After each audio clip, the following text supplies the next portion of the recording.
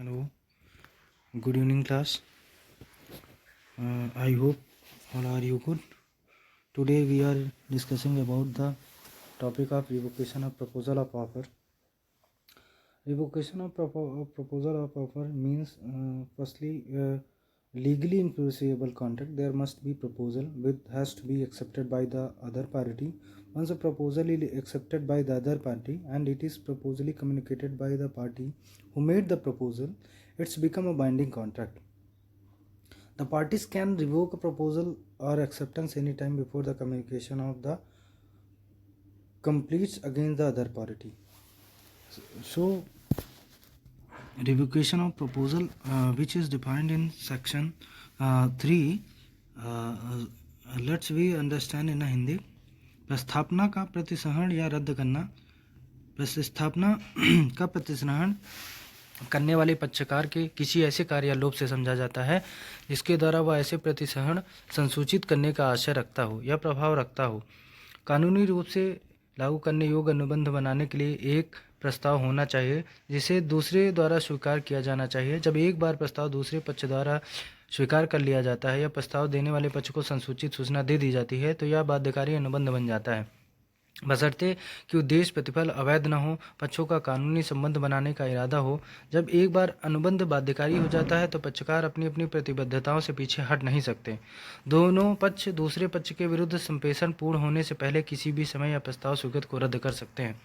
शाब्दिक अर्थ में निरसन का अर्थ किसी चीज़ को निरस्त करना या कानूनी शब्दावली में प्रस्ताव का निरसन से तात्पर्य प्रस्तावक द्वारा किसी प्रस्ताव को स्वीकारकर्ता या प्रतिग्रही द्वारा स्वीकार किए जाने से पहले लेना है.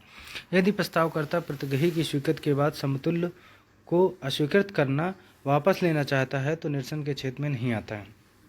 प्रतिसहरण की संसूचना कब पूर्ण हो जाती है? प्रतिसहरण की संसूचना उसे करने वाले व्यक्ति के विरुद्ध तब पूर्ण हो जाती है जब उस व्यक्ति के प्रति जिससे प्रतिसहरण किया गया है इस प्रकार प्रेषण के अनुक्रम में दी जाती है कि वह उस व्यक्ति की शक्ति से बाहर हो जाए जो उसे करता है. उस व्यक्ति के विरुद्ध जिसे प्रतिसहरण किया गया है तब पूर्ण होती है जब ज्ञान में आती है. उदाहरण का अपने प्रस्थापना का प्रतिसहरण तार द्वारा करता है और का के विरुद्ध प्रतिसहरण तब पूर्ण हो जाता है जब तार का के द्वारा प्रेषित किया जाता है और खा के विरुद्ध तब पूर्ण हो जाता है जब खा को तार प्राप्त हो जाता है. प्रस्थापना का प्रतिसहरण कब तक किया जा सकता है? धारा 5. कोई भी प्रस्थापना उसके प्रतिसहरण की संसूचना या निरसन की संसूचना प्रस्थापक के विरुद्ध पूर्ण हो जाने के पूर्व किसी भी समय अपखंडित की जा सकेगी, किंतु उसके पश्चात नहीं. अगर जो कोई भी प्रपोजल है उसको रिवोक करना है तो जब तक उसके बारे में उनको कोई इन्फॉर्मेशन आप तब तक कन्वे कर सकते हैं जब तक कि आप वो सूचना का एक्सेप्टेंस ना हुआ हो. और जैसे वो एक्सेप्टेंस हो जाता है तो फिर आप वो प्रपोजल को उसके पहले के समय तक रिवोक कर सकते हैं, उसके बाद में रिवोक नहीं कर सकते हैं. किसी प्रस्ताव को उसकी स्वीकृति की सूचना पूर्ण होने से पहले किसी भी समय निरस्त किया जा सकता है या निरस्तीकरण तब पूर्ण होगा जब उस व्यक्ति को ज्ञात हो जाता है कि प्रस्ताव भेजा गया था. कार्य प्रस्तावक स्वयं अपने अधिकृत या एजेंट के माध्यम से भी कर सकता है. और रद्द करने की सूचना प्रस्तावकर्ता को उचित तरीके एवं स्वीकृत पूर्व होने से पहले दी जानी चाहिए. स्वीकृत पूर्व हो जाने के बाद प्रस्ताव को रद्द नहीं किया जा सकता है. प्रस्तावक के विरुद्ध संसूचना धारा 4 के अनुसार तब पूर्ण हो जाती है जब उसके प्रति इस प्रकार प्रेषण के अनुक्रम में दी जाती है कि प्रस्तावक की शक्ति के बाहर हो. का अपना दृष्टांत समझेंगे. का अपना ग्राहक खा को बेचने की प्रस्तावना डाक से भेजे गए पत्र द्वारा करता है. खा प्रस्तावना को डाक से भेजे गए पत्र द्वारा प्रतिग्रहित करता है. का अपनी प्रस्तावना को खा द्वारा अपने प्रतिग्रहण का पत्र डाक में डाले जाने से पूर्व किसी भी समय या डाले जाने के क्षण प्रोत्साहित कर सकेगा. मतलब कि का जो है वो खा को एक डाक के माध्यम से सूचना भेजते हैं कि हमने आपके द्वारा दिए गए ऑफर को एक्सेप्ट कर लिया है. और खा जो है वो भेजे गए पत्र को जब तक उनको नहीं मिल जाता है उसके पूर्व खा चाहे तो दिए गए ऑफर को आप रिजेक्ट कर सकता है, रिवोक कर सकता है. लेकिन अगर बी ने उसे एक्सेप्ट कर लिया तो ये उसे रिवोक नहीं कर सकता है। प्रस्तावना के प्रत्याहार का ढंग धारा 6। अधिनियम की धारा 6 के अनुसार प्रस्तावना के प्रत्याहार के निम्नलिखित ढंग है। प्रस्तावक द्वारा दूसरे पक्षकार को प्रत्याहार की संसूचना किए जाने से, यदि प्रस्तावना में उसके प्रत्याहार के लिए विहित समय के बीत जाने या यदि कोई समय इस प्रकार विहित न हो तो प्रतिग्रहण की संसूचना के लिए युक्त समय बीत जाने से, पूर्व भाव शर्त को पूरा करने में प्रस्तावक की विफलता से, प्रस्तावक की मृत्यु या विकृत चित्तता से, बशर्ते प्रतिग्रहण से पूर्व प्रस्तावक को ऐसे मृत्यु या विकृत चित्ता का ज्ञान हो गया हो। रिवोकेशन ऑफ प्रपोजल धारा 6। संविदा अधिनियम की धारा 6 में परिस्थितियां बताई गई हैं जब प्रस्तावना का प्रत्याहार हो जाता है। पहली परिस्थितियां हैं प्रस्तावक द्वारा दूसरे पक्षकार के प्रत्याहार की संसूचना सूचित किए जाने पर, अथवा ऐसी प्रस्तावना में उसके प्रतिग्रहण के लिए विहित समय के बीत जाने से, यदि कोई समय इस प्रकार विहित न हो तो प्रतिग्रहण की सूचना के बिना युक्त समय बीत जाने पर, अथवा प्रतिग्रहण के किसी पूर्वभाव शर्त को पूरा करने में प्रतिगृहित की असफलता से, प्रस्तावक की मृत्यु या उन्माद से, यदि उसकी मृत्यु या उन्माद का तथ्य प्रतिगृहित के ज्ञान में प्रतिग्रह से पूरा आ जाए, प्रस्तावना के अस्वीकार या प्रतिप्रस्ताव से, प्रस्तावी की मृत्यु से। प्रस्तावना केवल प्रस्तावी द्वारा ही की जा सकती है, उसके उत्तराधिकार द्वारा नहीं। प्रत्याहार की संसूचना अधिनियम की धारा 5 बंद करती है कि प्रस्तावक रिवोक के संबंध में प्रतिग्रहण की सूचना पूर्ण होने से पूर्व किया जा सकता है, उसके पश्चात नहीं। धारा 4 कहती है कि प्रस्तावक के विरुद्ध सूचना तब पूर्ण हो जाती है जब उसके प्रति इस प्रकार के परेशान के अनुक्रम में दी जाती है, प्रतिग्रहित की शक्ति के बाहर हो जाए। तात्पर्य यह है कि प्रतिग्रहण की सूचना को प्रभावी होना है और अपनी शक्ति से बाहर करने से पूर्व पहुंचनी चाहिए। हैनाथन बनाम फ्रेजर 1892 विषय का उपयुक्त उदाहरण है। इस बात में प्रतिवादी ने कुछ संपत्ति एक निश्चित मूल्य पर बेचने का प्रस्ताव किया। 14 दिन की अवधि निश्चित की, किंतु अगले दिन प्रतिवादी ने 1 बजे प्रत्याहार का पत्र डाक में डाल दिया। वादी को 5:30 बजे मिला, परंतु वादी ने उसे 3:30 पर स्वीकृत का पत्र भेज चुका था। न्यायालय ने निर्णय दिया कि प्रतिग्रहण की संसूचना प्रभावशाली नहीं थी, क्योंकि यह प्रत्याहार की सूचना डाक में डाले जाने के बाद पहुंचा था। जब प्रस्तावक प्रस्तावना को निश्चित समय के लिए खुला करने का करार करता है, तब भी प्रस्तावना का प्रत्याहार कर सकता है, जब तक उसे प्रस्तावना का खुला रखने का कोई प्रतिबंध ना ले लिया हो। मतलब कि कोई भी प्रस्तावक है वो निश्चित समय के लिए एक टाइम ड्यूरेशन के लिए खोलते हैं, और उस टाइम ड्यूरेशन के थ्रू अगर आपने एक्सेप्टेंस कर लिया तो वो उसे रिवोक नहीं कर सकते। अल्फ्रेड सोनलैक बनाम मुथुअन्ना धारा 6 स्पष्ट करती है कि प्रतिग्रहण की संसूचना प्रस्तावक या उसके अभिकर्ता द्वारा होनी चाहिए।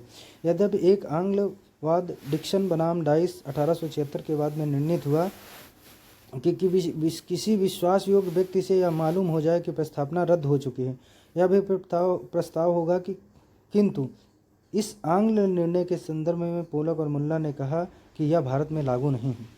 लोक प्रस्तावना का प्रत्याहार उसी के माध्यम से की जा सकती है जिस माध्यम से की गई हो।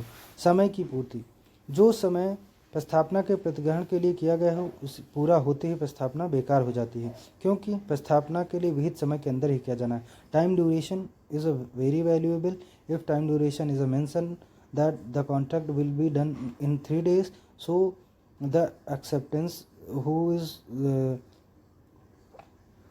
Doing a legal creating a legal relationship in a contract, it should be performed in a 3 days and accept the contract in a 3 days।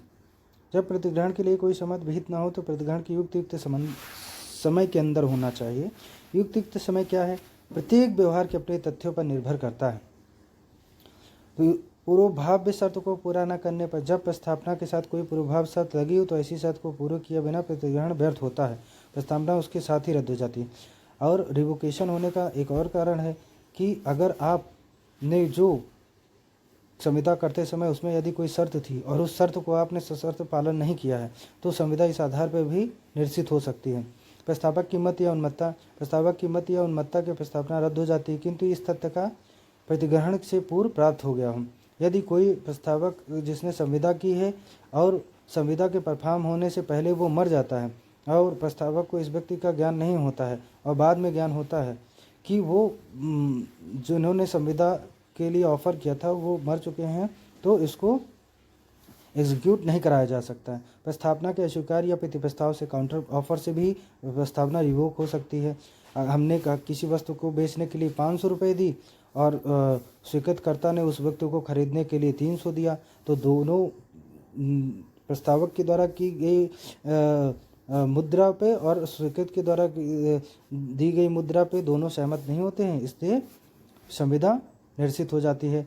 स्वीकृतकर्ता की मृत्यु से प्रस्तावना केवल प्रस्तावी द्वारा ही स्वीकार की जाती है, उसके उत्तराधिकारी द्वारा नहीं।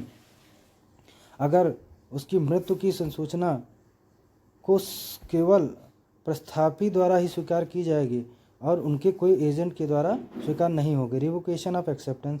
आंग्ल विधि के अनुसार प्रतिग्रहण का प्रसारण नहीं हो सकता। एंसर महोदय ने निम्न शब्दों में अभिव्यक्त की है कि प्रतिग्रहण का प्रस्थापना पर वही प्रभाव होता है जैसे बारूद की जलती हुई दिया सलाई का, दोनों ऐसे कार्य करते हैं जो मिटाया नहीं जा सकता। एंसन का कथन है कि केवल डाक द्वारा किए गए प्रतिग्रहणों तक सीमित है। डोनाल्ड बनाम एर्थन के बाद में निर्णय होता है कि एंसन महोदय ने स्वयं भी यह स्वीकार किया है कि अन्य परिस्थितियों में प्रतिग्रहण को प्रतिग्रहण की संसूचना की पूर्ति के पूर्व वापस लिया जा सकता है। भारतीय धारा 5 अधिनियम की बंधित करती है कि कोई भी प्रतिग्रहण की संसूचना प्रतिग्रहण के विरुद्ध संपूर्ण हो जाने के पूर्व भी किसी भी समय प्रसारित किया जा सकेगा, किंतु उसके पश्चात नहीं। प्रतिग्रहण की संसूचना के विरुद्ध तब संपूर्ण हो जाती है जब उसके ज्ञान में आ जाती है। प्रतिग्रहण की सूचना से पहले होनी चाहिए। दोनों इकट्ठे पहुंचती हैं तो क्या प्रभाव होगा? इस संदर्भ में धारा 5 में दिए गए दृष्टांत से स्पष्ट होता है कि स्वीकृत ऐसी दशा में प्रतिसहण हो जाएगा। स्वीकृत के निरसन की संसूचना।